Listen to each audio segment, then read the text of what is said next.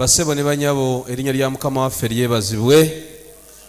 Twebaza Katonda ate atuwadde omukisa omulala okukomawo mu bubaka bwa kawungeezi. Leero sigenda kubuulira olw'eggulu, ngenda kusomesa. Tugenda kuyigira wamu. Njagala kusomesa ku ky'okuyiga ekigamba nti Ekanisa ya Katonda Nebyafaayo Byayo. Ekanisa ya Katonda nakiba nange Nebyafaayo Byayo mu Bayibuli.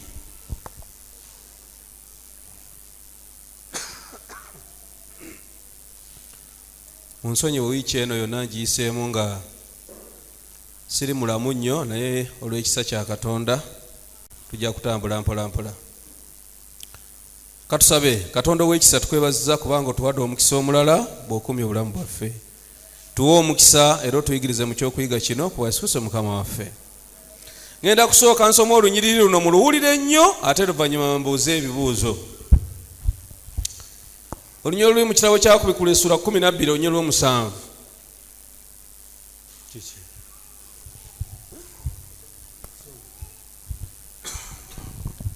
Agamba ne waba olutalo mu ggulu, Mikayili ne bamalayika be nga batabaala okulwana n'Ogusota, Ogusota ne gulwana ne bamalayika baagwo. Luno lwe lumu ku lunyiriri olukyasinza obuzibu mu Bayibuli. Naye oluusi omuntu asobola n'okuleeta mu ssaawa ey'omwenda ne waba olutalo mu ggulu. Ekkanisa eno teyina kibiina kya Bayibuli kye bayita eky'abasomi ba Bayibuli, ekyo tetukirina. Naye tuyina ekibiina ky'abayizi baaki ba Bayibuli. Kati bw'oba osoma olunyiriri mu Bayibuli kisaana okuwa obudde okwetegereza. Ne waba olutalo luddawa? Ekyo kiri kiriya nti olutalo lwali luddawa? Muggulu. Mikayili Yaani? Njagala mikono. Esebo. Ye Mukama waffe Yesu Kristo. Amiina. Ne bamalayika be nga batabaala okulwana n'Ogusota. Ogusota Yaani? Njagala nnyo mikono. Mikono. Bannange temubeerako mu bibiina bya lesoni wamma. Ye Setaani. Kitegeeza nti olutalo luno lwali wakati wa Yesu ne Setaani. Si weewaawo? Nga bakolera wamu bamalayika ba Yesu nga bali ku sayidi ya Yesu, bamalayika ba Setaani nga bali ku sayidi ya Setaani. Ekibuuzo ekisooka, olutalo luno lwabeerawo kiseera ki? Njagala mikono. Lwaberawo kiseera ki? Kubanga lwo lwaliwo nga luli wakati wa Yesu Kristo ne Setaani. Kye baali balwanira tunaakiraba. Naye lwali mu kiseera ki? Ensi tennaba kutondebwa. Lwali mu ggulu ng'ensi tennaba kola ki? Kutondebwa. Oyo omulala lwali mu kiseera ki? Lwabeerawo mu kiseera ki? Lwabeerawo mu kiseera ki olutalo luno? Ono agambye nti lwabeerawo ng'ensi tennaba kutondebwa. Bameka bakiriziganya naye? Njagala mikono. Kati abatakiriziganya naye mukiriza ki? Lwabeerawo kiseera. Omanyi njagala nnyo discussion. Lwabeerawo kiseera ki? Yesu. Luli nga Katonda amaze okutonda omuntu ku nsi. Okay? Webale nnyo. Ono naye ayina kajjeeyo. Ensi omuntu okutondebwa n'olutalo kiki ekyasooka? Kutondebwa. Omuntu bw'amala okutondebwa sitaani n'afuna ettima. Wangi? Omuntu ayita natondebwa. Olutalo ne lubeerawo. Ndowooza owulira. Njagala nnyo kiraasa eno.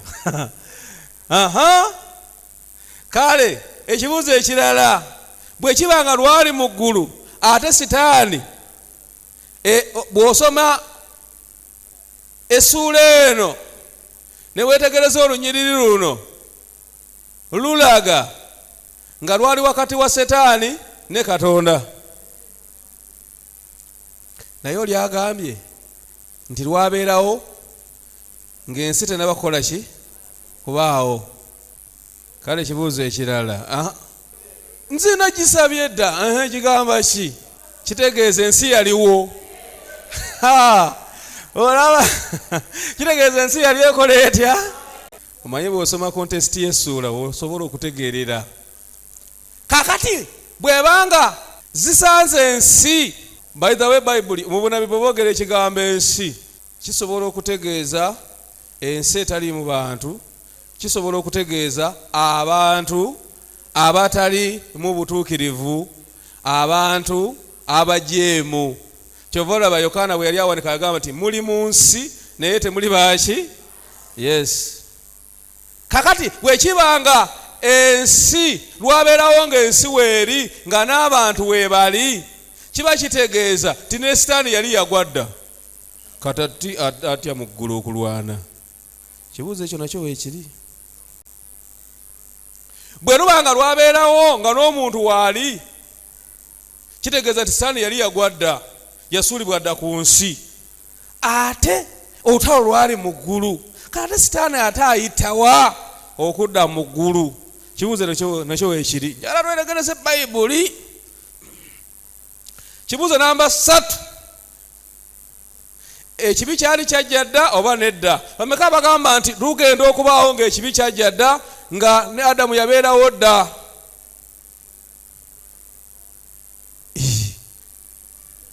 Bameka bagamba nti olutalo lugenda okubeerawo.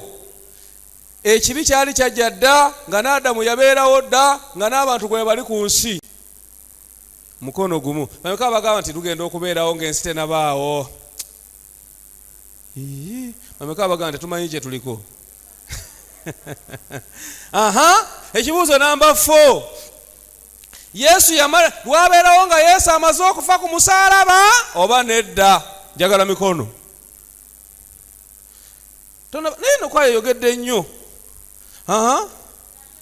Ng'atanaba ne lubeerawo. Yesu naawe okiriziganya naye. Soma olunyiro olw'omunaana mu Kubukulirwa. Njagala tutabukemuko tubeere ng'ebirowoozo tubitadde wamu. Kubukulirwa 12:8. Oli agambye nga Yesu tanaba naye twagala kulaba olutalo lwaluwanguza ki? Kubukulirwa 12:8. 12:8 agamba ne batayinza so ne watalabika kifo kyabwe nate mu ggulu. N'ogusota ogunene ne gusuulibwa. Omusota ogwedde oguyitibwa omulyolyomi era Setaani, omulimba w'ensi zonna, ne gusuulibwa ku nsi ne bamalayika baago ne basuulibwa nago. Olutalo lwaberawo nga Yesu amaze okufa ku musalaba oba nedda? Bameka bagamba nti Yesu yali amaze okufa ku musalaba? Bameka bagamba nti lwaberawo nga Yesu tanafa ku musalaba? Atyo bikula Yobu. Ani agenda okusoma Bayibuli? Soma Yobu essula 2 olunyiriri olw'omukaaga. Kakati njagala mbaweeyo olunyiriri olulala kati tugende mu ky'okuyiga nga tuteredde. Yobu essula 2 olunyiriri olw'omukaaga. Sookera ku ssuula emu. Sulemu olw'omukaaga Yobu. Awo olunaku lwali lumu. Kati njagala kubuuza ne mu kyawandiikibwa ekyo era mufeeyo nnyo. Awo olunaku lwali lumu. Soma. Awo olunaku lwali lumu abaana ba Katonda ne bajja okukiika mu maaso ga Mukama, ne Setaani naye n'ajjira mu bo. Genda mu maaso. Mukama n'agamba Setaani nti ovaawa? Awo Setaani n'addamu Mukama n'ayogera nti nva kuddiŋŋana mu nsi n'okutambulatambula omwo eruuyi n'eruuyi. Mukama n'agamba Setaani nti olowoozezza ku muddu wange Yobu? Ekibuuzo, olukiiko lwaluwa? Njagala nnyo emikono banaisi, tuli mu kiraasi. Taagala mumbowe. Wamma lwaliwa? Mu ggulu. Naawe okkiriziganya naye? Okkiriziganya naye naawe? Bameka bagamba nti olukiiko lwali mu ggulu? Anseyo akibuuzo ekyokubiri. Olukiiko luno lubeerawo nga Setaani yasuulibwa dde okuva mu ggulu nga tanaba. Nga yasuulibwa dde okuva mu ggulu. Beemabega ono ali eno nga tanaba. Ate nga tanaba. Maama nga yasuulibwa dda. Setaani yasooka n'agwa ne bamuwaayo akadde ak'okudda mu ggulu nga tebanamusuula ng'ali ku pulaneti eno nga yasuula ne Adamu. Otyo weebale. Now katwetegereze bulungi kaakati olw'ennyiriri ezo ze tusomye twagala tuddeyo mu ssuula yaffe 12 eya Kubukulirwa. Sebo tandikira ku lunyiro olusooka njagala tufune ebyokuddamu by'ennyiriri zino. Kubukulirwa ssuula 12 olunyiro olusooka. Soma sebo. N'akabonero akanene ne kalabika mu ggulu. N'akabonero akanene ne kalabika mu ggulu. Omukazi ng'ayambadde enjuba. Omukazi ng'ayambadde enjuba. Bino ebigambo bya bunnabbi ngenda kubinnyonnyola omanyize empomerwa nnyo obunabbi. N'omwezi nga guli wansi w'ebigere bye. N'omwezi nga guli wansi w'ebigere bye. Kati lindako katono. Omukazi ng'ayambadde enjuba kye ki? Omukazi ayogerwako mu Kubukulirwa. Ekigambo omukazi mu bunnabbi kitegeeza amanyi Ekanisa. Kakati Ekanisa eno mu Kubukulirwa mulimu Ekanisa 2. Kubukulirwa 12 mulimu Ekanisa ya Katonda. Mu Kubukulirwa 17 mulimu Ekanisa ya Setaani. Awitugeeza. Kati wano mu Kubukulirwa 12 boogera ku Kanisa ya Katonda eyambadde enjuba. Ekanisa ya Katonda eyambadde enjuba kye ki? Kitegeeza nti Ekanisa ya Katonda teriiwo ku bwayo. Eyambaziddwa obutuukirivu bwa Yesu. Eyambaziddwa ekitangaala kya Yesu Kristo. Yesu Kristo yayambadde Ekanisa ye. Kyova olaba embuyaga ne bwejja neekuba Ekanisa ya Katonda tesobola kugwa. Kabategeeze Ekanisa eno kino ekizimbe ne bwe kitugwira fera ne tufa ne tuggwawo. Ekanisa ya Katonda esigala egenda mu maaso. Lwaki teri kulwayo? Lwaki tekozesa maanyi gaayo? Lwaki teyeekulembedde? Lwaki tezimbiddwa ku musenyi? Ezimbiddwa ku Yesu Kristo. Yesu Kristo kye kitangaala kyayo, gwe musana gwayo. Yesu Kristo yakulembera Ekanisa eno, ye mugole wa Yesu, yagenda okituusa mu bwakabaka obw'omu ggulu. Amen. Now omukazi ono ayimiridde. Omwezi guli wansi waki? W'ebigere bye. Omwezi okubeera wansi w'Ekkanisa kitegeeza ki? Omwezi munabbi kitegeeza ebisuubizo. Ekkanisa eno eyimiridde ku bisuubizo bya Katonda, teyimiridde ku bisuubizo bya nsi. Kyova olaba ffe bwe tubuulira enjiri tetubuulira bikwata ku nsi eno. Tubuulira ebikwata ebijja abantu ku nsi eno ne bibatwala mu nsi endala ey'obulamu obw'emirembe n'emirembe. Abalala omusajja asobola okuyimirira ku kituuti. Omwaka guno ogenda kuvuga emmotoka ennene. Abavuga emmotoka ennene tebakufa korona. Mukamandaga musajja gw'omwaka guno ova mu kakiyosiki ogenda mu kalina mu linnya erya Yesu. The name of Jesus.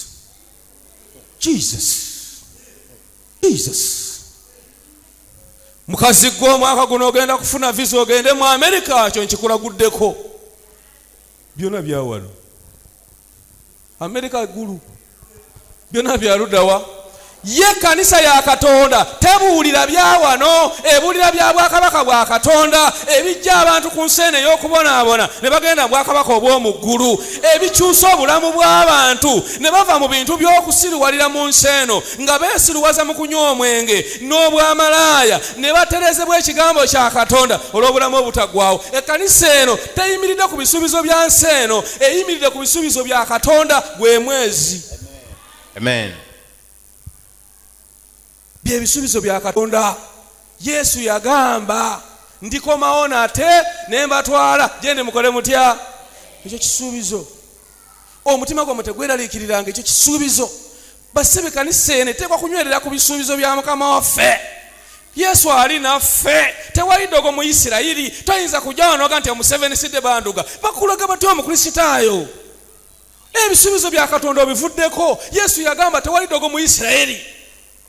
Kati nze ngondoga utya.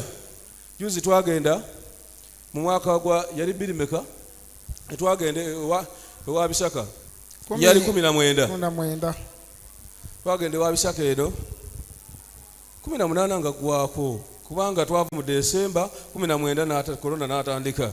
Twagenda ewa Bisaka ew'obusobozi Katonda bayitawo muhororo. Twagenda tukola enjiri. Ndowooza simanyi oba ndiddamu okukola effort nga gye twakola emuhororo ewa Bisaka kubanga twafunanga abantu effort yatandikanga saawa emu naye nga abantu bajja saawa 8. nga tewali abayise ne bajja ne batuula mu kidaala entebe ne zibasangawo naye nga bo batudde ku busubi zigenda okuwera essaawa 12 ng'abantu baweza ebisatu tugenda okutandika ng'abantu bali mu 6 ku sabiti ntuweera 1500. Amen. Ate mwana wange twakolera ku ttaka lya mukyala wa Bisaka omukulu kaakati bwe nayogera ku Bisaka amaliriza bali tebamanyi nti ngenda mwogerako kubanga eri bamusinzanga Katonda ne mbagamba mmwe omusajja ono abasiruwaza agenda kufa. Ate mwana wange yafa. Bwe nayogera nabaga nti ono omusajja abasiruwaza agenda kufa mugenda kuzikirira naye bwe munaaba temwenenyeza muweyo obulamu bwammwe eri Yesu. Abakyala beri ne bagamba oyo omusajja ajja kufa ekiro kino. Bagamba oyo omusajja ajja kufa ekiro kino. Ne mbagamba Bisaka bw'aba alina amaanyi agasinga aga Katonda gwenyimiridde mu bigere enkya ng'ano okomawo ku kituutu okumaliza effort ero. Twamaliza effort ate Bisaka era yafa. Kati gwe tobeeraawo nolowooza nti njagala ubeere mu kanisa ya Katonda ng'olina obukakafu ndi wantu watuufu. Naye abantu bali mu kanisa ya Katonda ku Sande osanga azunga n'obudomola. Onoonya ki? Anti eri tulabika amaanyi tegaliiyo wa oyagala maanyi ga kukola ki? Era ndowooza banoonya ga kugwa. Ogw'ensimbu. Ekanisa eyimiridde ku bisuubizo bya Katonda. Tugende. Agambye ne ku mutwe gwe nga guliko engule ey'emmunyeenye 12. Lindako sigenda kumuka kigambo kansoke nnyonnyole omuwendo 12. 12 kitegeeza omuwendo gw'abatume 12 mu ndagaano empya. Kitegeeza ebika 12 mu ndagaano enkadde. Ekanisa eno ezumbiddwa ku musingi gw'abatume ne bannabbi. Yesu Kristo bwe yali avaawo yagirekera abatume. 12 bannange ne muggulu eggulu ligenda kubeera n'emiryango 10 nga gikikirira abatume 12 mu ndagaano empya.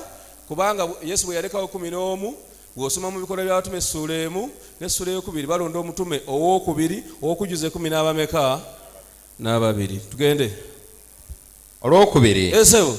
Era ng'ali lubuto. Omukazi ono nga ye kanisa ng'ali lubuto. Omukazi ono nga ye kanisa ya Katonda yafutuuka n'afuna oluki. Kati olubuto lwani? Basebo mukimanyi nti ekanisa ya Katonda ye yazaala omulokozi Yesu. Genda nange mu Matayo essuula 1 onyo olusuuka.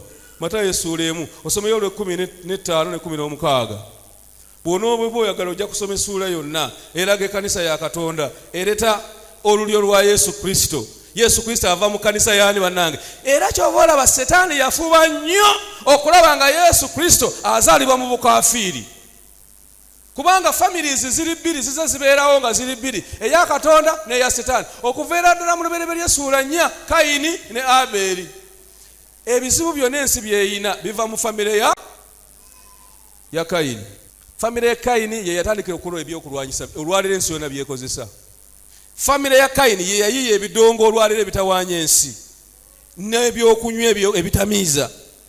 Famire ya Kayini Setaani mwe yayita. Olubereberye bw'osoma olubereberye lwonna ensi bw'emala okusaanyizibwawo amataba ng'esigaddemu abantu 8 Setaani n'addamu n'ayita mu mwana wa Nuuwa gwe bayita Kaamu n'addamu n'ateekawo famire ye. Kati Setaani alwana nnyo Yesu azaalibwe mu famire ye ne kigaana. Setaani bw'alaba nga Yesu azaaliddwa mu famire ya Katonda n'ayagala okumutta era ne kigaana nga Yesu tanamaliriza mission. Matayo 1:15. Matayo 1:15 wagamba nti Eriwudi n'azaala Eriyazaali. Eriyazaali n'azaala Mataani. Mataani n'azaala Yakobo. Yakobo n'azaala Yusufu. Eyalibba Mariyamu. Eyazaala Yesu ayitibwa Kristo. Basebo ne banyabo bazzukulu ba Ibulayimu. Haleluya. Naffe tuli bazzukulu baani basebo ne banyabo. Yesu Kristo ava mu kanisa ya Katonda. Ky'ovola bunabi bugamba nti ekanisa omukazi n'aba oluki. Genda eri gye twabadde ddayo eri Kubukulirwa 12 nti era ng'ali lubuto n'akaaba, omukazi n'akaaba ng'alumwa era ng'abalagalwa okuzaala. Ne walabika akabonero akalala mu ggulu, era laba ogusota ogumyufu ogunene ogulina emitwe 7 n'amayembe 10 ne ku mitwe gyagwo engule 7. Ekyo ne bwe mba sikinnyonnyodde bw'osanganga Bayibuli ng'eyogera emitwe 7 n'amayembe 10 ne ku mitwe gyayo nga kuliko engule, tegeera nti boogera ku bukulembeze, obukulemberwa abantu nga buli ku nsi eno, bukulemberwa abantu naye nga bukozesa omukono gwa Setaani. Ojja kubusanga mu Kubukulirwa 13 nnyololo 3 naye se tugenda kusomayo. Kitegeeza obwakabaka obuwanya Katonda, obujjawo ebya Katonda, obukyusakyusa mu mateeka ga Katonda, obutali buwulize eri ekigambo kya Katonda. Era obukulembeze buno bwe butudde ku ntebe ya Setaani. Bw'onoosoma ku Kubukulirwa 13 butudde ku ntebe ya Setaani era bukozesa amaanyi ga Setaani, tebukozesa maanyi gaabwo. Kyova olaba bwe bwogera nti ba, kyova olamuwulira Amerika egamba nti lino eggwanga tulitaddeko natti. Ago si maanyi ga buntu, ate nga natti erumye. Ne bagamba nti gwe Rasha toddamu kutunda mafuta, toddamu kufuna ddagala. Kiba kikoze. Basobola okukera ne bateeka nati ku Uganda nti Uganda tubasazeeko obuyambi bwonna mu nsi, ensi gye tunaddamu okulaba nga eyangu ba Uganda tugenda kugikuba eyo nati. Eyo saagala kugendayo, naye kye njagala okugamba nti Bayibuli bweyogera ku mayembe 10 n'emitwe 7 eba eyogera ku bukulembeze obw'ensolo. Okay, tugende. Olwokuna. Naye tuli ffenna, bameka bagamba tuli ffenna. Saagala kubaleka basi Mukama waffe yeebazibwe. Olwokuna. Bananga obunabi butegereka eri abantu abagamba obunabi buzibu nnyo, tete butegerekeka, bwebasa otulo. Neda, musome obunabi nga bwe buli mu Bayibuli, temwongera musaakaanya. Soma. Olwokuna. N'omukira gwagwo. Ogukira gwagwo kati boogera ku gavumenti ya Setaani ng'etandikira mu ggulu.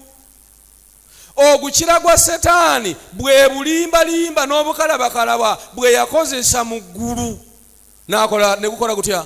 Ndi n'omukira gwagwo ne guwalula ekitundu ekyokusatu eky'emmunyeenye ez'omu ggulu. Setaani yakozesa obukalabakalaba bwe n'awalula n'alimba n'asuula ekimu ekyokusatu eky'abamalayika ab'omu ggulu ze munyenye.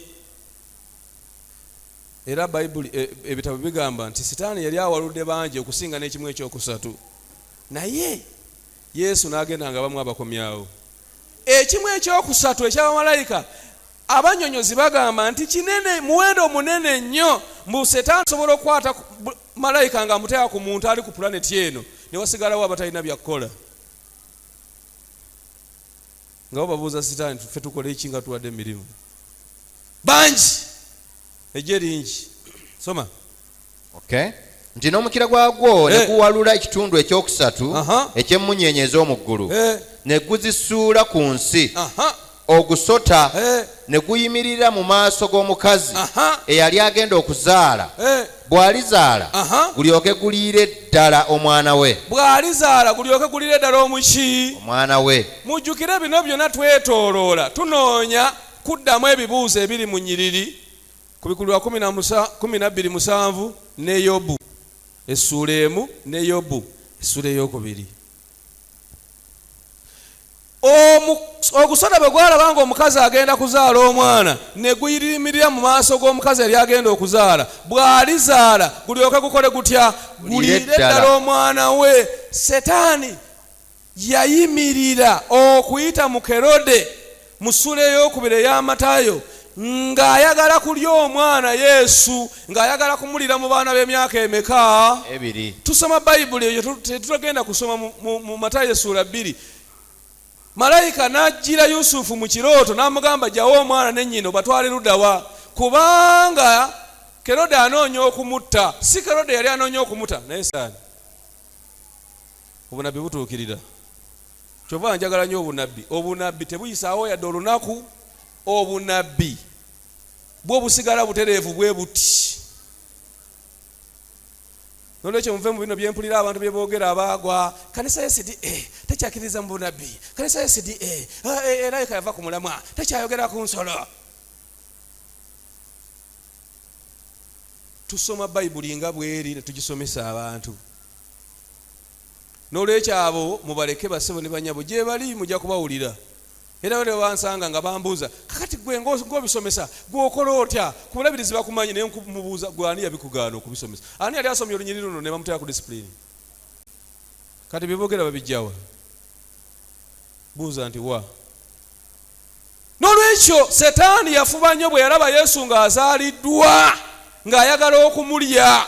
Bw'alizaalibwa gulyoke gulire ddala omwana we. Omukazi bw'alizaala gulyoke gulire ddala omuki mwana we. Ekyo kimaze tugende. Olwokutaano wulira n'azaala omwana ow'obulenzi. Haleluya. Amen. Omukazi n'azaala omwana ow'obuki ow'obulenzi. Wulira lwaki kitegeeza kino nti ddala Yesu wulira kyayongerako. N'azaala omwana ow'obulenzi agenda okufuga amawanga gonna. Amawanga ameka? Amawanga gonna. Yesu agenda kufuga amawanga gonna. N'omuggo ogw'ekyuma. N'omuggo ogw'ekyuma ago maanyi gaggulu. Amiina. Genda mu maaso. N'omwana we n'akwakkulibwa n'atwalibwa eri Katonda. Kati njagala weetegereze kontesiti y'essuula eno.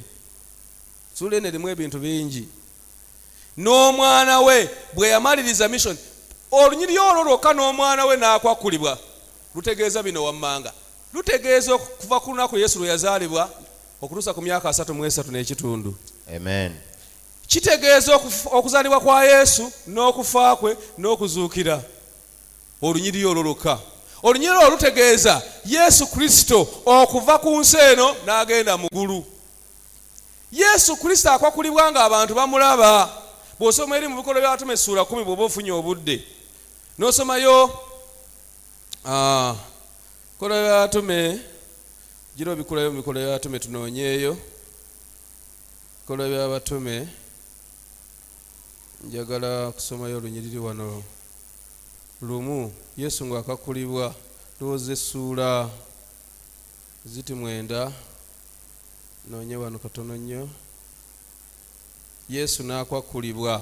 Abantu b'e Galiraaya baamulaba bw'oba otuuseeyo ng'osoma. Baamulaba ng'akwakkulibwa ne bagamba nti oyo Yesu akoze eki? Abagiddwako. 1:8 1:9 Ssuula 1:9. Bwe yamala okwogera ebyo nga batunuulira n'asitulibwa ekire ne kimutoola okumujja mu maaso gaabwe. Wulira bwe baali bekkaliriza amaaso mu ggulu bw'agenda laba abantu babiri ne bayimirira kumpi nabo nga bambadde engoye ezitukula abaayogera nti abantu b'e Galiraaya kiki ekibayimiriza nga mutunuulira mu ggulu? Oyo Yesu abaggiddwako okutwalibwa mu ggulu alijja bw'atyo nga bwe mulabye ng'agenda ggulu. Amiina. Amen. Obunabbi olaba bwe butuukirira Yesu ng'akwakkulibwa agenda mu ggulu. Yesu yayagala wabeerewo obujulizi bw'abantu abamulabye ng'agenda mu ggulu. Si kubanga Setaani atandika okulimba abantu nti teyagenda. Kubanga waliwo obujulizi. Kyova ne bwe yazuukira yafuba okulabanga bamulabanga akoze eki? Oli ku lwakomeka? Genda ku lw'omukaaga. Olw'omukaaga. Yesu Kristo bw'amala okwakkulibwa, Yesu Kristo atwaliddwa mu ggulu, ekkanisa yeesigalawo. Abatume bwe baasigalawo bambi baasigala batidde. Yesu Kristo n'akomawo n'abeera ku nsi ennaku ameka? 4 ng'alabirira abayigirizwa be ng'abazaamu amaki? Amaanyi. Kati ekkanisa ya Katonda esigaddewo. Yesu ng'akwakkuliddwa naye tesigadde yokka. Ekkanisa ya Katonda erabika ng'eri yokka naye eri ne Yesu. Amiina. Basebo ne banyabo tulabika ng'abatono naye weetuli mu Mukama waffe. Amiina. Mwaka gwali gwa 2004. Nina omwami gwe nali nkola naye mu kifo ekimu nga musawo Mugaana naye ng'alina n'edduuka. Kakati abantu abajjanga ewuwe okubakolako naye nga yakimanyi ndi mu advent naye nga ajja ewange ntusoma Bayibuli era yandeteranga n'omukyala we musabire bambi naye nga wonna bamuyita jjajja naye nga nze akimanyi ajja naleeta mukyala wange tawona ndwadde musabire naye nga tusabira omukyala ng'awona kati nga bagenda essabo lyakwata akati n'edduuka n'alivaamu n'agenda nabo w'amaanyi naye era nga ku biiti okwo nnyonnyonnyonnyo kati abantu abajjanga abakolere mwajjirangamu banaddiini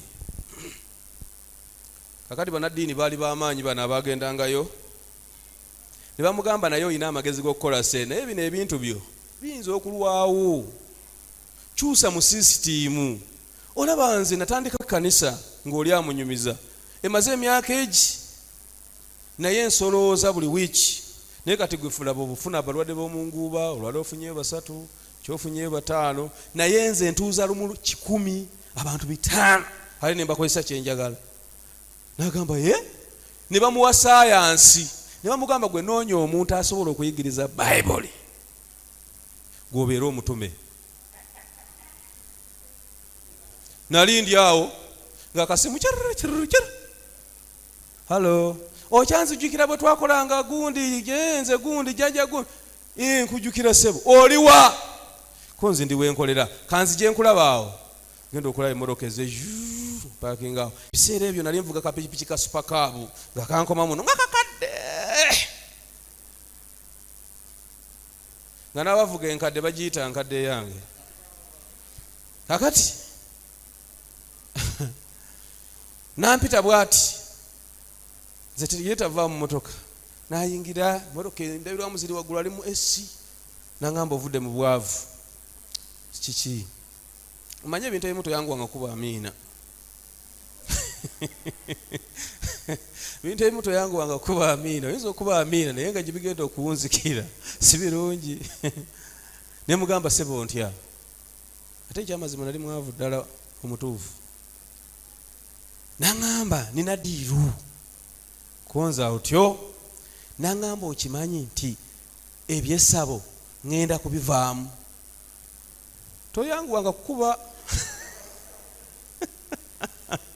toyanguwanga nnyo kukuba amiina konza otyo genda kubivaamu wafunye omulimu omulala nangamba nti bantu bembadde nkolera waliwo abasumba mikwano gyange naye bambuulidde ekyama konza baŋŋambye nti nkole ekkanisa bino byendimu tebijja kungagawaza abasajja bavuga motoka z'amaanyi basajja b'amaanyi nnyo konze kati ate nze oloonyaako ki naŋŋamba ngalangatanyiza ekiwanga okumala ennaku 14 nga nnoonya omuntu asobola okusomesa Bayibuli gwe neekakasa abeere mu kanisa yange ng'omusumba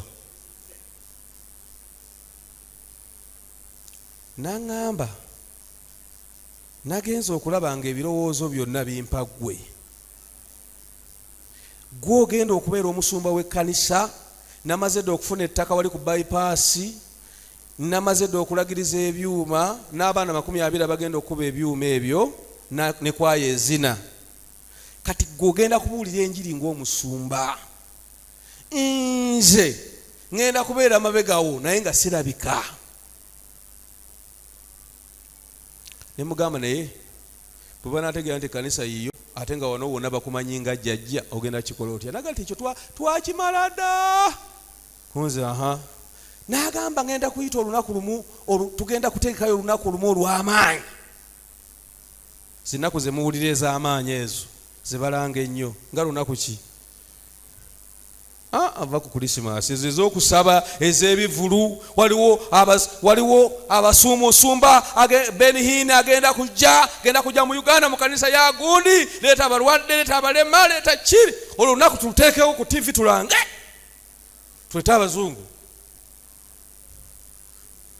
deliverance biki ebyo nakati nze ngenda kugirajja n'abazungu bano abagenyi ntule wali manye abantu bagenda kwesika obanda nga ntudde mu maaso ate nga ndi jjajja naye ekyo twamaze okukisalira amagezi bagenda kunnyanjula nkwate omuzindano bagambe nti haleluya iyi nga temuddamu haleluya amen God is good. Amen. God is good. All the time. All the time. The Lord is good. Abantu abali wano mmanyi mummanyi. Bameka abamanyi abantu bajja kuwanika emikono. Naye neebase ekiro Yesu ng'alatumye muntu najja. Banaye mumanyi mwena mwanze nali n'essabo. Temukimanyi? Waliwo atakimanyi wano? Tukumanyi jjajja. Nali n'essabo. Naye neebase Yesu najja. Nangamba mwana wange nkufuseeko amafuta. Mwana wange nkufuseeko amafuta. Ogenda kuzikirira bino bivembu ya sitaani. Nkutuma. Waliwo endiga zange eziri ku bypass Kaleerwe. Genda obulira enjiri. Abooluganda genda okuva mu kirooto nga ntuyanye. Nempulira nga ntidde nnyo. Nendowooza nga sibitegedde. Enkeera nenziramu nendotta ekirooto kye kimu. Essabo nendiyokya. Hallelujah! Amen. Hallelujah! Amen. Kati gwe mulaba wano siri ku lwange ndi mutume. Omusumba ababuulira amanye ebyantuukako. Agamba nze nangamba kye ngenda okusooka okukolera ku mission eno ng'etandika ngenda kugulira hali ya mpya. Nkuwene dereva abasuma tebeevuga. Nvuga ka supercab ka mitwalo 19.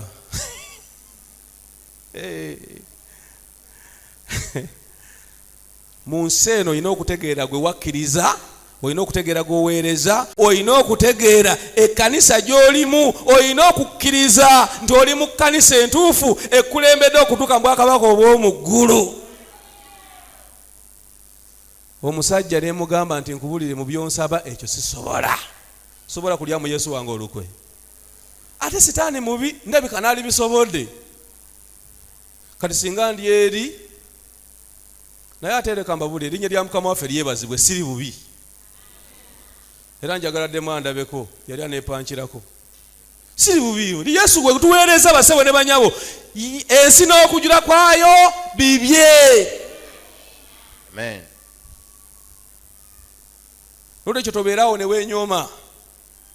N'ogamba naye kanisa eno ddala ye kanisa entuufu ddala yeeno. Era waliwo n'omusumba omulala yansomooza n'agamba naye abasibirisire mulabika nga abatuufu. Naye nga muli batono nnyo. Abantu abatuufu nga muli batono. Waliwo Deliverance Church. Waliwo alaga ezaabwe. Wano waliwo Full Gospel. Wano waliwo Miracle Center. Ate wano waliwo Divine Church. Ate wali. Naye nga zonna zikwatagana. Owali Deliverance asabira ewa Divine. Owa Divine asabira wa Miracle Center. Ekanisa ya Katonda eryemu mu nsi yonna. Amen. Tusoma lesoni emu mu nsi yonna. Dala. Tusoma akasimu kakamu mu nsi yonna. Dala. Ebitabo by'omuna bibiri bimu mu nsi yonna. Dala. Tusoma Bayibuli emu mu nsi yonna. Amina. Tukiriza Katonda kitaffe omu mu nsi yonna. Amen. Era tugenda mu ggulu limu. Bw'oba tosabira ewaagundi nga ne gwe ntasabira ewuwe mugenda mu magulu ameka? Siryagala. Saagala ggulu ly'emukono. N'omukazi n'adduka mu ddungu. Omukazi okudduka mu ddungu. Yesu Kristo bw'amala okulekawo ekkanisa, Setaani yagiyigganya. Setaani yayigganya ekkanisa. Ekiseera kye tusomako ekya Dark Ages ekyatandika mu 538 paka mu 1798 emyaka 2006 gye tusomako mu Bayibuli mu Kubukulirwa. Mu Kubukulirwa bagyogerako ng'emyaka 2006 mu ssuula eno. Ate mu ssuula endala ojja kusanga boogera emyezi 42. Ate mu Daniel 7 boogera ku kiseera, ebiseera n'ekitundu ky'ekiseera. Byonna bitegeeza ekintu kitya? Ekkanisa ekiseera kye yamala ng'eyiganyizibwa omulabe Setaani naye teyawangula. Ekkanisa ya Katonda tesobola kuwangulwa. Kakutegeeze ne bw'ogyogerako ebifaanana bitya yijja kusigala ng'egenda luddawa. ne bw'ogivaamu noga nti mbalekedde ekkanisa yaabwe, tovanga mu kanisa ya Katonda. Katonda onulagawa teresobola kungoba mu kanisa ya Katonda kubanga naawe si yiyo, ye yiyo gwangobamu yiyo. Waakiri ntula wali ku mulyango, Yesu n'ansanga awo, n'omukazi n'adduka n'atuuka mu ddungu gye yali ekifo ekyateekebwateekebwa Katonda balyoke bamulisize ng'eyenaku 226. Kakutegeeze ekkanisa yiganyizibwa okumala emyaka 226. Abantu babasibamu amaloobo ne bawanika waggulu ku miraba. Kambategeeze kyekiseera mu Kristaayo gwe okunywerera ku Katonda. Bino byoli mu kuzungana ate kusande wa Akadde ate sande oli wani, ebyo tebigenda kukuyamba. Ate ku Sabiti nojja wano n'owoza Mukama waffe yeebazibwe. Nywerera ku Katonda, ebisoomooza bigenda kujja, naye Katonda ng'ali naffe. Ebitabo bigamba nti okusoomozebwa bwe kubeerawo ng'Omukristaayo afunye obuzibu, Yesu yasinga okubufuna. Mbu Yesu abeerawo, Yesu n'alumwa wamu naye. Omukristaayo ono bwagwamu amaanyi, Yesu n'amuweeka n'atambula naye ng'ali ku mugongo. Ebizibu birina na Yesu oli ku mugongo gwa Yesu. Amiina. Kanisa yagiteekerateekera. Era muve mu bino by'okukankana. Kankubulire, bw'osoma obunabbi tekyetaaga na kukankana, kyetaaga kunyweza nkolagana yo ne Katonda kyekyoka. Ne bino olwo be nasanga basomesa ekiboga, mukadde oli abadde ngamba ewaabwe oli naweerezaayo ekiboga eyo mwaka gwa 2002. Naye olwo be nasanga basomesa be bayita abagolozi, kakati bagamba mwetegeke, mwemanyize okuva ku sukaali, mwemanyize okuva ku munnyo, omujje kulwala. Ekiseera ky'obutagwa n'okutunda kigenda okutuuka nga n'engoye tetwoza. Kati obunabbi kika kyo mwemanyize obutalya munnyo. Kakati Katonda waffe yalazeewa kitalo. Bw'obeera mu Yesu teweetaaga kutya kintu kyo kyonna kubanga ye komanda. Oba Setaani akusalako omutwe kagusaleko naye Yesu yagamba temutya abazikiriza mubiri, naye muti oyo azikiriza omubiri n'omuki. Abazikiriza omubiri tebalina makulu. Kankutegeeze ebiseera ebyo n'ekiseera kye tuyita ekya indulgensia we kyatandika. Indulgensia mugimanyi? Ye kaadi gye bakuwa ey'okusonyiwa ebibi mu advance nga tonabikola. Kati omukulu bishop yasuubiza abantu nti mugende muyiiye entulugunya yonna. Nina akatabo, muyiiye entulugunya yonna, naye buli anaasinga okuyiiya entulugunya ekyasinze ngenda kumuwa indulgensia nga mpanvu nga ya myezi mingi nnyo n'ebirabo. Abantu ne bayiiya ebyuma ebisalaasala abantu mu kiseera kya Dark Ages. Ne bayiiya ebyuma lw'ekyuma kye baayiiya nga bakuteekamu kigenda kyetolola, bakiteekako obwamba obuwagale, kigenda kisala ngeri bwe kifulumya obufi bw'ennyama. Babasibanga ku miti ne babateera empologoma enkambwe ne zijja ne zibalya. Era ojja kusoma mu Bayibuli mu Kubukulirwa 13 nga Bayibuli egamba nti Ogusota gwawangula abatuukirivu, naye gwabawangula mu mubiri kituufu Setaani asobola okukuwangula, naye mu mwoyo tuli bawanguzi ku bwa Mukama waffe. Amiina. Omubiri guno kambategeeza ate guno omubiri Yesu taguliiko, guno omubiri tegulina makulu. Yesu ali ku myoyo gyaffe. Gino emibiri gye tulina kyova olaba Yobu bwe yalabanga Setaani atawaanya omubiri n'aga nti bino butaliimu, nava mu lubuto lwa mwange nga ndi mwereere, ndiddayo nga ndi muki. Yes. Ekanisa ne ku mulembe guno Katonda agiteekereteekedde ekifo, bw'aba agiteeketeekera ku mulundi guno n'agirokola. Yova olaba ekanisa eno eyitibwa eyasigalawo ku bali abaawoona mu Dark Ages. Ne ku eno ku mulembe guno kwene kanisa ya Laodikiya esembayo Yesu Kristo yagiteekerateekera obuddukiro. Aleluya. Amen. Tasobola kugireka kubanga ekanisa ye Isaya agamba nti njirabiranga bwe ndabira embunye y'eriiso lyange. Amayengo gagenda kujja gajja kutukuba naye tova mu kanisa ya Katonda. Nywera ebigambo bibakugumya abakadde ngo batizi bigamba tibeera mwesigo okutuusa okufa.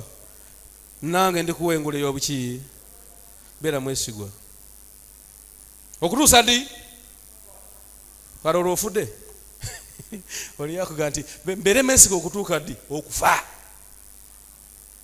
kanisa ya Katonda genda ku Lwomusanvu sebo kati awo kati tutuuse ku Lwomusanvu oluliko kalumanywera kati wano teweebaka ne waba olutalo mu ggulu oluddawa mu ggulu Mikayili ne bamalayika be nga batabaala okulwana n'ogusota ogusota ne kulwana ne bamalayika baagwo ne batayinza so ne watalabika kifo kyabwe nate mu ggulu. Kati kannyonnyola olunyiriri olwo kye lutegeeza. Olunyiriri luno ebigambo bino ebiri mu Kubukulirwa 12 olw'omusanvu bibeerawo nga Adamu yabaawo dda, bibeerawo nga Yesu yamala dda okufa ku musalaba, bibeerawo nga Yesu yamala dda okuzuukira, naye ekibuuzo kibuuza ate bibeerawo bitya mu ggulu? Kati wuliriza, Katonda bw'amala okutonda ensi eno gye tuliko n'ebirimu byonna n'agikwasa omuntu gwe bayita Adamu, agifugenga era agikuume. Byonna Katonda yabiteeka mukono gwani? Kwa Adamu. Adamu ye yali kabaka w'ensi eno. Amiina. Ebitabo binnyonnyola nti Adamu, Katonda yajjanga n'akyalira Adamu mu lusuku ne banyumya omuntu nga bw'anyumya ne munne. Waliwo ekiseera olw'okuba Adamu ye yali kabaka w'ensi eno, waliyo planets endala, ekyo ndowooza mukikiriza, ezitaatuukibwako kibi. Waliwo enkiiko ezitula mu ggulu naye nga buli nsi evaako omukiise agenda okukiikirira planet eyo. Kati omukiise eyali akiikirira planet yaffe eno Earth ye Adamu, ng'agenda mu ggulu n'akiika n'akomawo. Setaani bw'ajja alimba kaawa okuyita mu kaawa n'atuuka ku Adamu. Katonda, enkolagana ya Adamu ne Katonda nebanga ekutuseewo. Tuli ffe naawe kitalo. Bw'emala okukutukawo ensi edda mu mikono gya Setaani. Ensi eno Adamu yagitunda n'ebyokulya. Adamu amala okwaniriza obulimba bwa Setaani, ensi neeva mu mikono gye nedda mu mikono gya Setaani. Luka bikula omufuzi. Setaani n'abeeranga mufuzi w'ensi eno. Yesu gwe yayogerako omufuzi w'ensi eno akola atya? Ajja. Kakati omufuzi oyo nga toyina ky'omuvunaana bw'ajja n'akirira ensi ye mu ggulu. Manyi Katonda ali feya. Luka essula 4:5 katusomeyo tulabe. Bayibuli emwogerako etya? Luka essula 4:5 mpaka ku 7. 4:5 wagamba n'amulinnyisa n'amulaga obwakabaka bwonna. Ani alinnyisa ani? Setaani yalinnyisa ani? Yesu. N'amulinnyisa n'amulaga obwakabaka bwonna obw'omu nsi mu kaseera katono. Setaani n'amugamba nti n'akuwa ggwe obuyinza buno bwonna bw'olaba n'abukuwa n'ekitiibwa kyamu n'ekitiibwa ekirimu kyange, kubanga naweebwa nze. Lindakaawo, tewali we tusoma mu Bayibuli yonna. Bayibuli erimu ennyiriri emitwalo 3,173. Temuli yadde olunyiriri n'olumu lw'oyinza okusoma nga Katonda yakwata ensi n'agiwa Setaani. Gye luli? Naye ani yagiwa Setaani? Yaweebwa Adamu. Yagiwaani? Setaani, mu bukalabakalaba bwa Setaani. Naweebwa era ngabira buli gwenkola ntya? Gwenjagala. Soma. Kubanga naweebwa era nze ngabira buli gwenjagala. Kale bw'ononsinza mu maaso gange buno bwonna bunaaba bubwo. Werekererawo. Yesu teyakaana n'amugamba nti ensi ani yagikuwa? Kubanga ne Yesu yali akimanyi nti ensi eri mikono gy'ani. Era kambategeeze, Yesu teyanunula muntu yekka mu nsi. Yesu yanunula omuntu n'ensi eno yonna n'ebigirimu byonna. Aleluya. Kati njagala weetegereze wano. Kati ensi eri mikono gya Setaani yagikiikirira wa? Kati ddayo mu Yobu. Kati tuddayo mu Yobu essula 1:6. Kati Setaani azeemu okufuna ebisaanyizo bya Adamu, kubanga Setaani yali yagobwa mu ggulu ddala. Setaani addamu okufuna olukisakisa lw'okudda mu ggulu ng'akozesa biwandiiko bya Adamu. Kubanga yali kabaka w'ensi eno. Kati kabaka w'ensi eno kabaka bw'aba akuwambyeko ensi yo yabeera akiika ku lw'ensi eyo. Mukitegedde abaagalo? Kati Setaani addamu okufuna olukisakisa olw'okudda mu ggulu. Olw'okubaka mu ggulu waaliyo olutalo, ne kino kankyogere. Ebitabo binnyonnyola nti ekyanyiiza Setaani okutandika okuwulira obubi mu mutima gwe kwe kubanga olunyiriri lwe tusoma oluli mu lubereberye luga nti tukole omuntu mu ngeri yaffe. Olunyiriri oluga nti tukole omuntu mu ngeri yaffe, bw'osoma Bayibuli obusomi nga toyize olabanga abantu abajja ne batonda ensi nga tebalina pulani ya kutonda omuntu. Kale ne bamala ne bagamba naye tutondeyo n'omuntu mu ngeri yaffe, mu kifaananyi kyaffe. Naye olunyiriri luno ekiteeso kyayita mu ggulu, bassebe eggulu lye lyayisa okututeekawo. Amiina. Kati eggulu ekiteeso bwe kimala okuyita nga ku executive yakyo kuliko Katonda Kitaffe, Omwana n'Omwoyo Mutukuvu. Nga Setaani taliiko. Omanyi Setaani yali malayika omukulu, Lucifer. Kale taliiko, naga naye nze lwaki siriiko ku executive eno egenda okutonda omuntu, ebintu ne bitandikiraawo. Kyova olaba Setaani yali alwanira ekifo kya Yesu kyokka. Setaani mu puroguramu ye yonna yali alwanira ekifo kya Yesu, si kya Katonda omuyinza w'ebintu byonna, naye kya Yesu. Waakiri wabeerewo Katonda Kitaffe nga ye Mwana.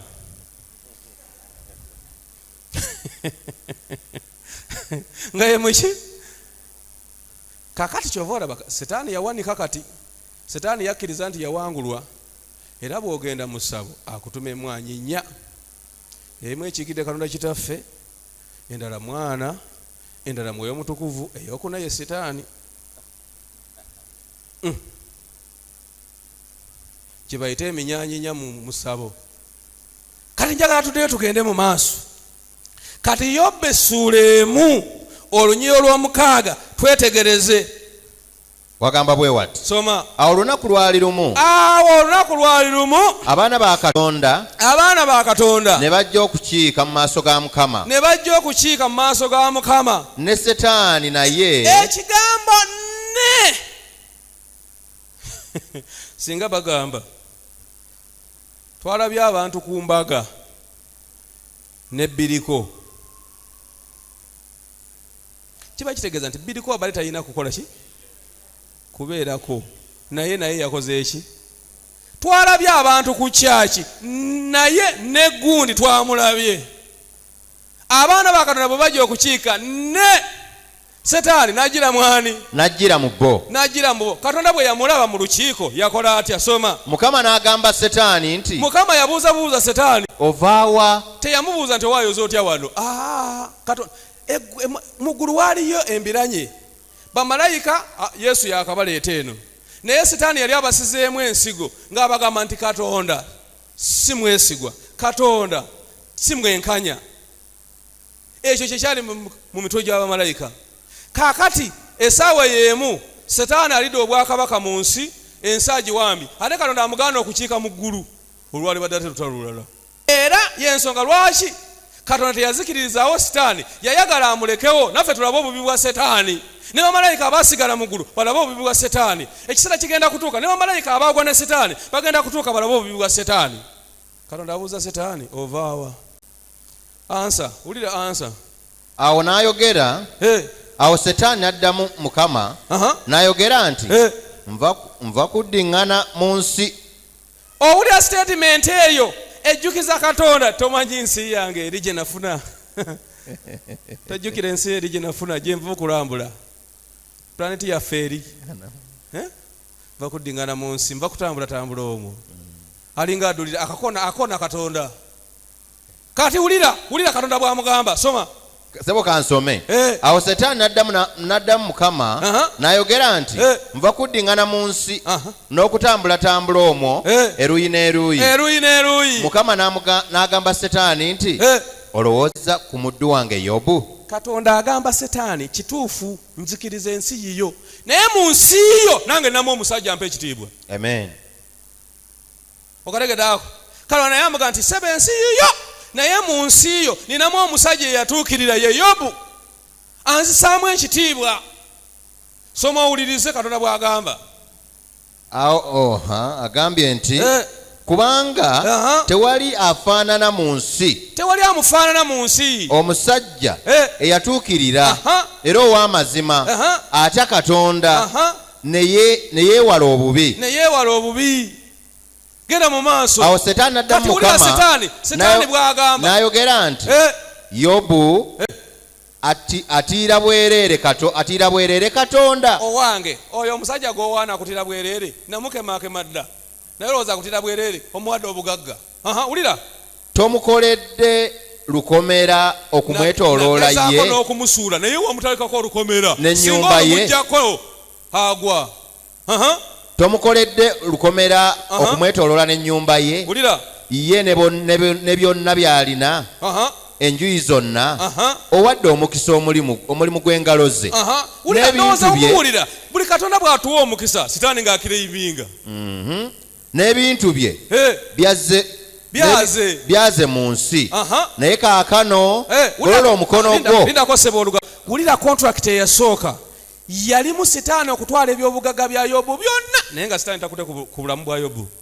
Kyovula tusoma ebigambo ebirimu mu Yobu essula emu n'essula ey'okubiri nga bifaanagana. Naye bw'oba oli muyizi wa Bayibuli otegeera nti contract za njawulo naye nga zonna ziri mu ggulu. Soma Olw'ekumi naye kaakano golola omukono gwo okome ku byonna by'alina. Kale alikwegaanira mu maaso go. Mukama n'agamba Setaani nti laba byonna by'alina biri mu mukono gwo, kyokka ku ye yennyini togolola mukono gwo. Awo Setaani n'ava awali Mukama. Kati lindako, kati awo sitole wetandikira atu bya Yobu ne byononeka ne bifa abaana ne bafa na bikini byonna. Kati genda mu Yobu essula 2 olunyiro olusooka owulire ebigambo bifaanagana. Awo nate olunaku lwali lumu, ekigambo kiwulidde awo nate luno olukiiko lulala naye nga lulimu Setaani. Luli ludawa muggulu, akozesa biwandiiko byani bya Adamu talina bwe yerwanako kubanga yawaayo ensi. Awo olunaku lwali lumu nate. Genda mu maaso owulire. Awo nate olunaku lwali lumu abaana ba Katonda ne bajja okukiika mu maaso ga Mukama. Ne Setaani naye n'ajjira mu bo okukiika mu maaso ga Mukama. Ne bwe werekerera awo bw'onoogenda ng'osoma ebigambo ebiddako mu kontrakiti y'okubiri Setaani asaba okukwata ku bulamu bwa Yobu kubanga bw'ogenda ng'osoma kale somako olw'obudde. Olwokubiri Mukama n'agamba Setaani nti ovaawa? Setaani n'addamu Mukama n'ayogera nti nva kuddiŋŋana mu nsi otyo n'okutambula omwo. Wulira, wano na wali. Mukama n'amugamba Setaani nti olowoozezza ku muddu wange Yobu? Wulira, kubanga tewali mu nsi amufaanana, omusajja yatuukirira era ow'amazima, atya Katonda era ne yeewala obubi. Wulira akagambo akongerako awo kenjagala. Era akyanywezezza obutayonoona bwe newankubadde nga. Wulira Katonda statement gy'akola, newankubadde nga wasaakiriza gy'ali okumuzikiriza obwereere. Setaani asaakiriza atuzikiriza obwereere. Mu contract eyasooka yasaakiriza azikiriza ebintu bya Yobu obwereere. Wasaakiriza n'embikuwa byonna bimazeeko, naye omusajja atya Katonda yeewala obubi bwonna. Kati Setaani kyava amugamba nti eddiba olw'eddiba nzikiriza nkwate ku ddiba lya Yobu olabo batakwegaane n'erinnya lya Mukama waffe lyebazibwe. Newankubadde nga Setaani yakwala ne ku bulamu bwa Yobu, bw'osoma mu lunyiro olw'ekkumi mu ssuula eyo ey'okubiri, Yobu yatuuka okweyaguza olujjo ng'amabwa gamujjudde, naye yasigala agamba erinnya lya Mukama lyebazibwe. Amiina. Mukristaayo gwe bw'osiiba enjala n'okulimira Katonda, enjala wanudde nti Mukama ndeseewo kitalo. Njagala kukulaga ennyiriri zino eza Yobu ezo zo tuzizeemu mutegedde. Wow. Eza Yobu muzitegedde. Kati tukyanoonya luno ne waba olutalo mu ggulu. Njagala tudduke mangu nnyo mu kitabo kya Yokaana ssuula 2. Yokaana essuula 2 tujja kusomayo ennyiriri ntonotono, njagala kumaliza mu dakiika ntono. Yokaana essuula 2 tandikira ku 16. njagala weetegereze olutalo no lubeerawo ddi mu ggulu ddala kiseera kiddala ne waba olutalo mu ggulu. Mikayili n'atabala okulwana n'Ogusota. Yokaana Yesu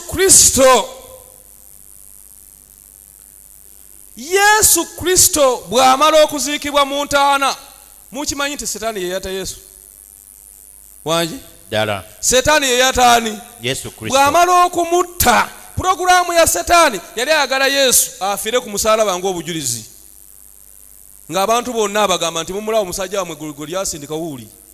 Okuva ku musalaba kyali kisa kya Katonda okuyita mu musajja gwe bayita Yusufu ow'eri Masaya mu Luka essula 23 eyajja n'ajjawo omulambo gwa Yesu n'agutwala mu ntaana ku lunaku lwa Friday. Bw'amala okuteeka mu ntaana, Sitaani n'akozesa gavumenti ya Rumi strict n'aleeta abasirikale 100 ku ntaana ya Yesu bakume omulambo gwa Yesu. Setaani yali taleeta abasirikale bakume omulambo gwa Yesu ng'atya nti Yesu ajja kuzuukira. Mu birowoozo bya Setaani temwalimu kuzuukira kwa Yesu, mwalimu Yesu okumubbamu. Setaani yali amanyi nti abayigirizwa be bagenda kujja mpola mpola nga bwe yagenda yeeyogezanga mbu ajja kumala mu ntaana ennaku 3. Naye Setaani yali akimanyi nti omuntu kasitaafa period bayizawe kambabuulire. Setaani muyaayi akimanyi nti omuntu bw'afa afiira ddala ye nga ye. Manyi Setaani alina byasinga abantu.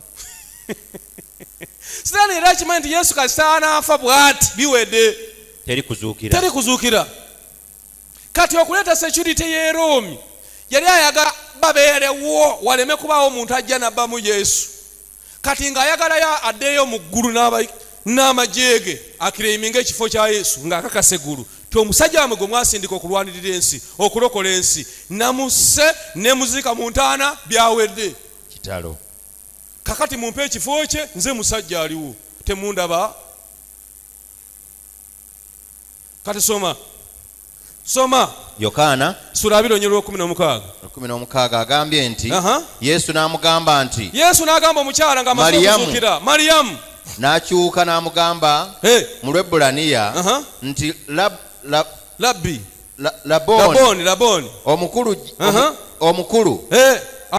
amakulu gaakyo omuyigiriza.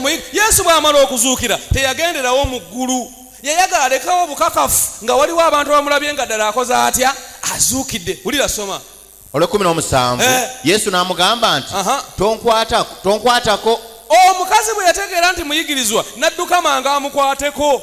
Yesu n'amugamba stop, tonkwatako. Lwaki tonkwatako? Yesu awa ensonga lwaki tamukwatako. Kubanga sinnaba kulinnya mu ggulu eri kitange. Owulira, sinnaba kulinnya mu ggulu eri kitange. Yesu bw'azuukira akimanyi nti Setaani yadduse dda mu ggulu, agenze mu ggulu kukyankalanya eggulu nga bwe yasse Yesu. Kati Yesu agamba mukazi tonkwatako, sinaba kulinnya mu ggulu, sirina budde bwa kukunnyonnyola, naye njagala kukutuma, njagala kukuwa message. Wulira message Yesu gy'awa omukazi nga yakazuukira. Naye genda tonkwatako, naye genda eri baganda bange obabuulire nti abayigirizwa obabuulire nti ninnya mu ggulu. Olese ninnya mu ggulu, present continuous. Amen. Olese ninnya kati. Lwaki ninnya? Waliwo kye ngenda okumaliriza. Kambategeeze, Yesu singa yafa ku musalaba n'atazuukira tewali baddewo obuwanguzi. Bonna abalala bonna bafa. Obuwanguzi bwaffe buli mu kufa kwa Yesu n'okuzuukira kwe. Amiina. Kakati Yesu amugamba ninnya mu ggulu, genda obagambe ninnya mu ggulu ngenda eri kitange era kitaabwe. Soma. Era kitaabwe era Katonda wange era Katonda wammwe. Wulira, Mariyamu Magdaleena n'ajja n'abuulira abayigirizwa nti ndabye Mukama waffe era bwaŋŋambye ebigambo bino. Werekereraawo kati ddayo eri mu Kubukulirwa. Setaani agenze alese Yesu amuziise mu ntaana, ataddewo bayizayo bateekawo n'ejjinja eriddene bwe riti, ne bateekawo siru y'e Rumi. Teri muntu akkirizibwa kukwata ku siru y'e Rumi. N'ateekawo abasirikale. Era bw'osoma mu Njiri ennya zigamba nti ekikankano ne kibeerawo, abasajja abali bakuuma ku ntaana ne bagwa eri, bamalayika ne bajjawo ejjinja, malayika omu n'alituulako bw'ati. Haleluya. Kati Yesu agamba omusajja ono sigenda kusinkana bayigirizwa bano, siina budde. Omusajja ono yagenze dda mu ggulu, kubanga basewe ne bannyabo Setaani yali yagenze dda mu ggulu n'amajeege n'agamba nti bannange mutulaba, omusajja tumumaze. mwali mulega nti simanyi musindise Yesu twamusedda bwe muba muwakana ali wali omulambo guli mu ntaana baali bakyali awo nga Yesu ayingiddewo nga Yesu ayingidde ne waba olutalo wa kati naye mu 12:7 osome kati byetutegeera ne waba olutalo mu ggulu Mikayili ne bamalayika be Mikayili Yesu Kristo n'aduumira nga batabaala okulwana n'Ogusota Ogusota ne kulwana ne bamalayika baagwo ne batayinza so ne watalabika mu kifo kyabwe nate mu ggulu. Kati awo luno olutalo olusembayo we baagobera Setaani ne bamalayika be obutaliddamu kulinnya mu ggulu emirembe n'emirembe. Amen. So tolowooza nti luno olutalo lwaberawo ng'ensi tenabaawo. Setaani yaddamu n'aligendako mu ggulu naye wano eggulu liddamu okugoba Setaani obutaliddamu kulinnya mu ggulu era wano abantu ba bika bibiri abataliddamu kulinnya mu ggulu ye Setaani bamalayika be emirembe n'emirembe. Genda maaso owulirize. N'ogusota ogunene ne gusuulibwa omusota ogw'edda oguyitibwa omulyolyomi era Setaani omulimba w'ensi zonna ne gusuulibwa ku nsi ne bamalayika baagwo ne basuulibwa nagwo. Ne mpulira eddoboozi eddene mu ggulu nga lyogera nti kaakano obulokozi buzze n'amaanyi. Obulokozi bukoze butya? Buzze n'amaanyi. Kambabulire Setaani yatafuuse ekizibu mu nsi eno kyokka. Setaani n'eggulu yali yalifuukira ekizibu. Eggulu nalyo lyajaganya ne ligamba kaakano obulokozi bukoze butya? Buzze Yesu alokola. Yesu teyalokola nsi yokka, Yesu yalokola n'eggulu. Bana tulina omulokozi ow'amaanyi. Yalokola ensi n'alokola naki? Eggulu. Kaakano obulokozi buzze n'amaanyi. Soma awulire. Agambye ne mpulira eddoboozi eddene mu ggulu nga lyogera nti kaakano obulokozi buzze n'amaanyi n'obwakabaka bwa Katonda waffe n'obuyinza bwa Kristo we. Amen. Kubanga olutalo yalulinye ku nfeete. Kubanga aloopa baganda baffe asuulibbwa. Kubanga yaloopa yo. Aloopa mu maaso ga Katonda waffe emisana n'ekiro. Genda owulire. Nabo bamuwangula. N'ab'omu ggulu naffe ffenna twawangula Setaani si kirala. Amiina. Olw'omusaayi gw'omwana gw'endiga. Kati mu kontesiti eno tebasobola kwogera ku musaayi nga Yesu Kristo nafa ku musalaba.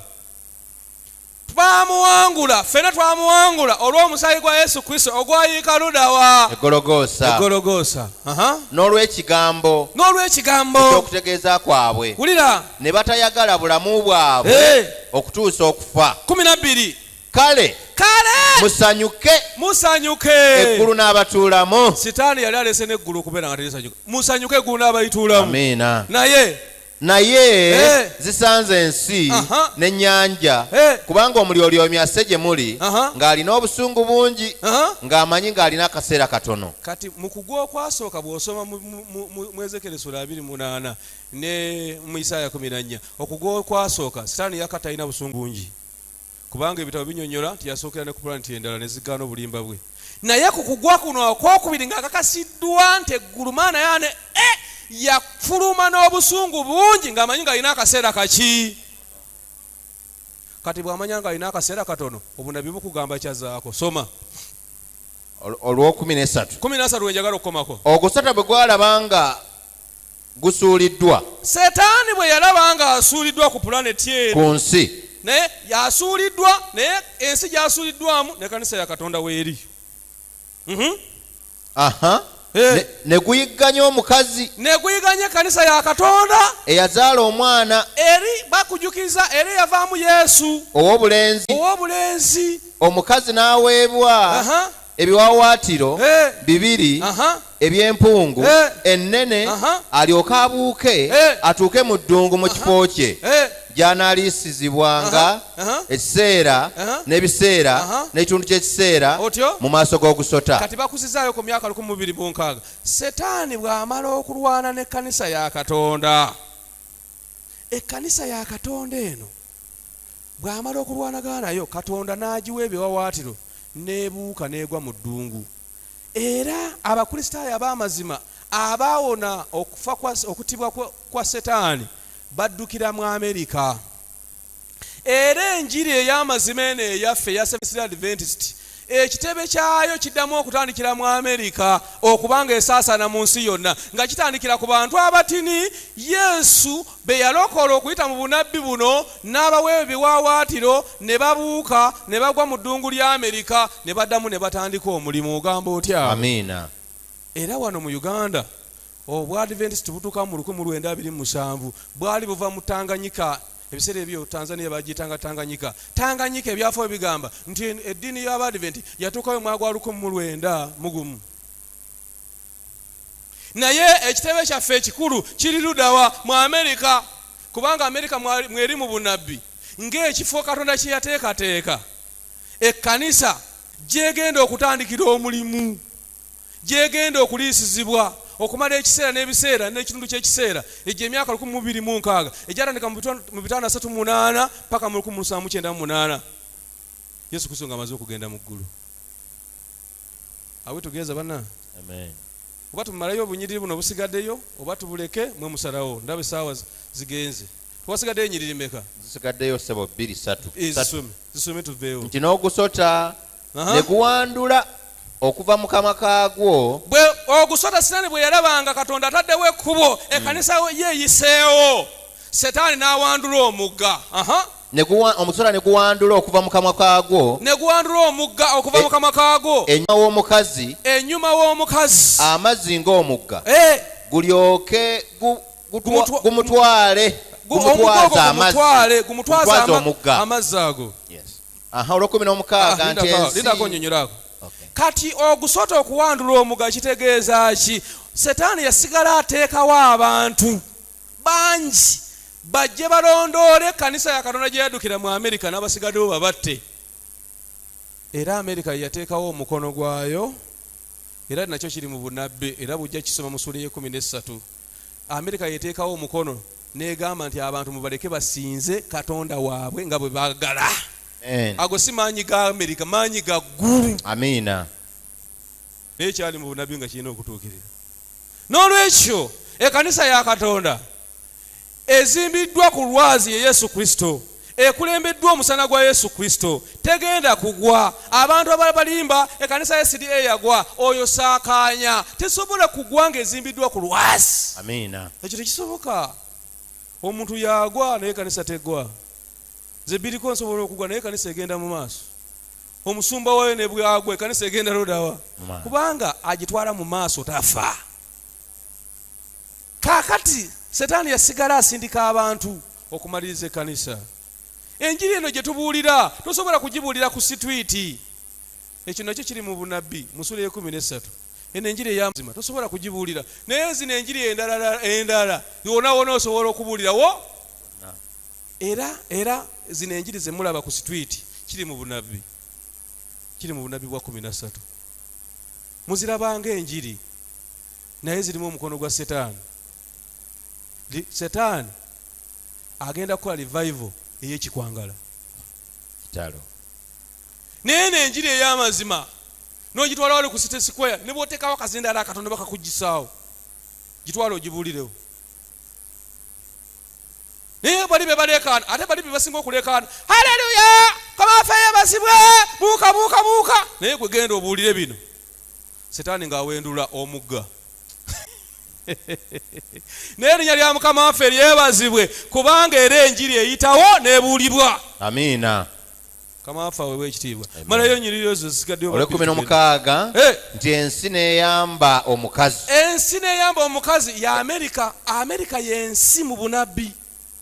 Ensi n'eyamba omukazi kubanga Amerika etandikira mu nsi, etandikira mu ddungu.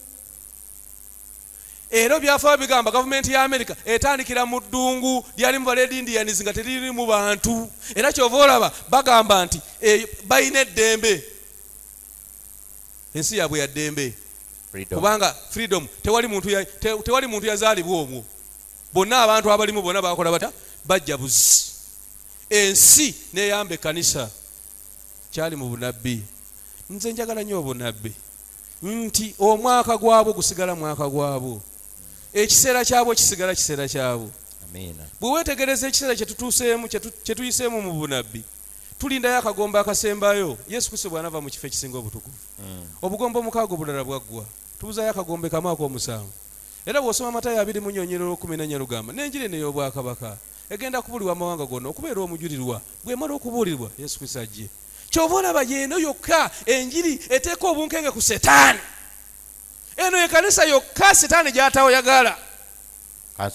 Bw'alaba nga waliwo omulimu gwonna ogugenda okukolebwa ng'aleeta obuzibu. Naye Mukama waffe muwanguzi n'okukirawo. Maliza olunyiriro olwo tugende. Wasigaddeyo lumu. Kale agambye nti ensi neyasamya akamwa kayo nenywa omugga omusota gwe gwawandula okuva mu kamwa kaagwo. Ogusota ne gusunguwalira omukazi era ne gugenda okulwana n'ab'omuzadde lye abaasigalawo abakwata ebiragiro bya Katonda era abalina okutegeeza kwa Yesu. Otegeeza kwa Yesu gwe mwoyo gw'obunabbi. Eno y'ekanisa yokka mu nsi yonna ekyasigaddewo ng'ekwata amateeka ga Katonda nga bwe gaali. Endala zigajjeewo. Bayibuli zijawuddemu, endagaano empya enkadde tewali empya yeeriwo. Nsaba Mukama akuwa omukisa. Onywerere mu kanisa ya Katonda oleme kusagaasagana.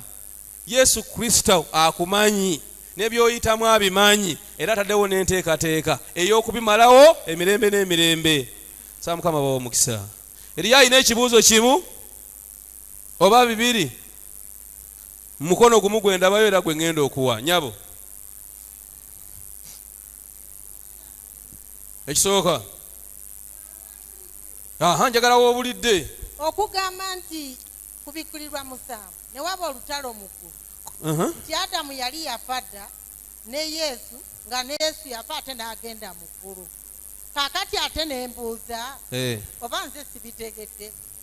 Gundi enkiiko zaali 2, yakisooka n'kiiko olwasooka n'olwokubiri. Kati anze mbuuzi damu katono awo katini. Damu katini nnyo awo. Kati enkiiko zaali 2, olusooka n'olwokubiri. Olusooka n'olwokubiri mu Yobu zaali 2. Olw'essuula esooka lulala n'olw'essuula ey'okubiri lulala. Kaakati wano wogambidde nti olutalo lugenda okubaawo nga Adamu yafa. Neda, Adamu yali oba yali yafa dda situmanyi, naye kye tumanyi kiri kimu. Bwe weetegereza olutalo okugenda okubaawo, Yesu Kristo kyenaga nti yali yamala dda okufa ku musalaba. Yali yafa ku musalaba. Kati bw'abanga yafa ku musalaba, sirowooza nti Yesu Kristo yalaba ku Adamu. Of course ate kubanga yitaliiwo. Yali taliiwo. Kaakati ogambye nti ate kituufu nti Sitaani ye yatta Yesu. Yakola ki? Ye yatta Yesu. Ye yatta Yesu, yes. Kaakati waliwo olunyiriri luno lugamba nti luliwa Yokaana 10 essula 16 era ni olw'17 kitange kyava njagala kubanga nze mpaayo obulamu bwange oke mbutwale nate tewali abunziyako naye nze nzekka mbuwaayo. Nina obuyinza obw'okubuwaayo era nina obuyinza obw'okubutwala nate. Webale nnyo. Kati Yesu Kristo awo yali akulaga nti alina obuyinza bwo. Omanyi Yesu Kristo yali 100 ku 100 muntu ate nga 100 ku 100 Katonda. Ebyatuuka ku muntu byamutuukako mu buntu, ng'omuntu bw'alumizibwa enjala, ng'omuntu bw'atambula n'akoowa, naye ate mu ngeri endala nga 100 ku 100 Katonda. N'olwekyo awo yali ayogera nga nannyini buki. Ebyawandiikibwa bye byali biteeka kutuukirira nti obulamu, era yatuuka ekiseera bw'onoosoma mu Makko yaka ekiseera nagati omwoyo gwange guliko ennaku nnyingi egenda kunzita. N'addamu n'agamba nti tange obanga kisoboka ekikompe kino kikole kitya, naye singa nze bwe nkola ntya, bwe njagala naye nga gwe bw'okola otya. Bwe yagenda ne Yokaana ne gundi ne bagenza okusaba ng'ekiseera kisembedde, abantu ne beebaka. Yesu Kristo n'ayogera nabo n'abaga nti mwali badde munzizaamu amaanyi. Era eggulu bwe lyalaba nga yeebase, Bayibuli egamba nti Musa n'ani omulala eggulu ne lisindika bajje bagumyani bannange kati kitegeeza nti awo ogumya toyinza kugumya Katonda, ogumya muntu. Nolwekyo Yesu yayogeranga nannyini buyinza, ate bwe bituuka okwogera ng'omuntu nayogera ng'omuki. Ebyatuuka ku muntu, ebisobola okutuuka ku muntu, Yesu Kristo yayagala okuyita mu bulamu obw'obuntu, abeere mu nsi eno emyaka 33, naye nga muntu 100 ku 100, naye awangula ekibi. Era Yesu Kristo ye muntu yekka mu nsi eyafa nga tosobola kulaba fayiro yonna mu nsi emuyinako omusango. Naye omusango gwamuta gwe gugo n'ogwange. Sa Mukama w'omukisa. Maama bwenyinza okugezaawo kuddamu, sijja kukkiriza bibuuzo birala olw'obudde. Muli bayizi balungi, Mukama bawe omukisa.